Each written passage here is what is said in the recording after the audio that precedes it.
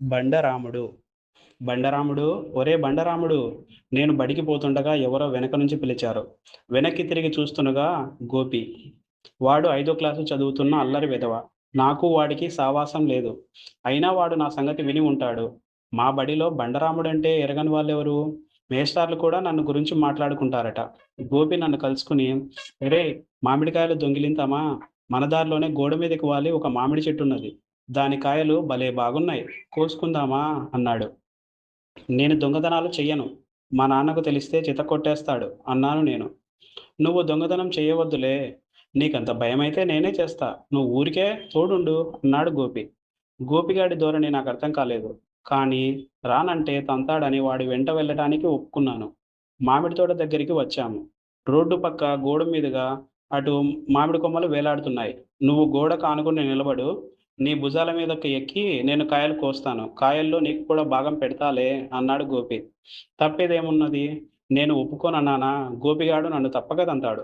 పెద్దవాళ్ళ చేత తన్నులు తిన్నా గౌరవం. ఈ విధవ చేత తన్నులెందుకు తినాలి? అందుకని ఒప్పుకున్నాను. నేను గోడ కానుకుని నిలబడ్డాను. గోపిగాడు నా భుజాల మీద నిలబడి కాయలు కోశాడు.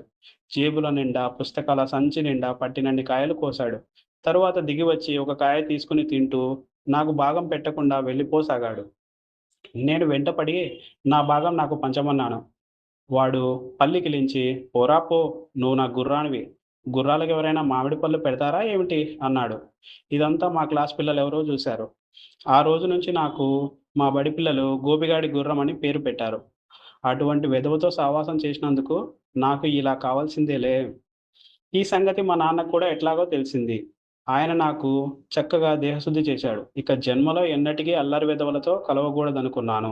ఆ తర్వాత కొన్నాళ్ళకు ఒకనాడు మధ్యాహ్నం మా మేస్టారు నన్ను పిలిచి, "రాముడు, కాఫీ హోటల్‌కి వెళ్లి 2 మసాలా వడలు, 2 దోసెలు కట్టించుకో. పచ్చడి మర్చిపోయావు సుమా!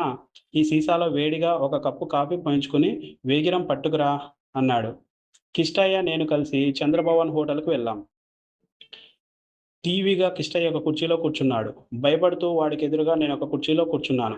దర్జాగా కిష్టయ్య ఒక ప్లేటు గులాబ్ జాము, ఉల్లిగారెలు, ఒక్కొక్క కప్పు కాఫీ తెప్పించాడు. అంత మంచి పదార్థాలు నేనెప్పుడూ తినలా. భలే బాగున్నాయి. వాడు యాత్రలు చేస్తూ ఉన్నాడు. చదువులో వాడు నాకన్నా కూడా మొండి. అయితే కిష్టయ్య అల్లరిలో బాగా ఆరితేరినవాడు. వాడు నన్ను చెయ్యి పట్టుకుని ఆపి, "నా వెంట రారా! మీ అయ్యవారికి కావాల్సిన పలహారాలన్నీ కాని ఖర్చు లేకుండా ఇప్పిస్తాను. పైపెచ్చు మనం కూడా ఊరికే పలహారం చేస్తాం" అన్నాడు. కిష్టయ్యకేం జమీందారు బిడ్డ. వాడి దగ్గర బోలెడంత డబ్బుంటుంది. నాకు మా వాళ్ళెప్పుడు కాసుకు మించి ఇవ్వరు. అదైనా ఎప్పుడో గాని ఇవ్వరు.